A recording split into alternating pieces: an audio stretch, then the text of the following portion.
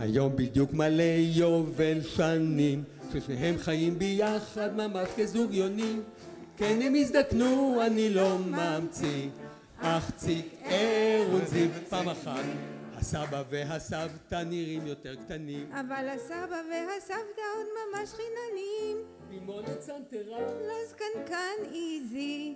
אך ציק אהרון זיו ציק זיו.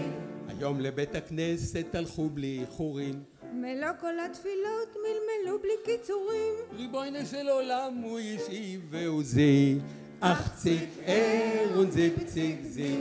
מן התפילה הביתה הולכים להם ישר, הלקח הגדול על השולחן מכבר. מבוקר הנכדים כבר לא עושים את הציצית, אך ציק אהרון זיו ציק זיו.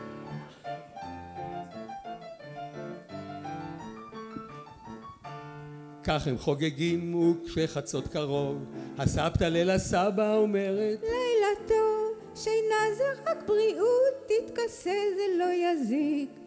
אך ציק אהרון זיו ציק זיו.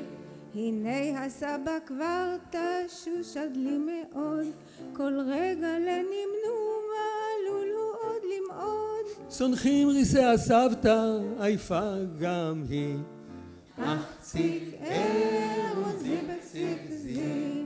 לסבתא לפעמים יש חלום עלה פתאום, לא תמיד מתאים לספר את החלום. נשאיר אותם לנוח, גם קול לא נוציא, אך ציק אהרון זיו ציק זיו.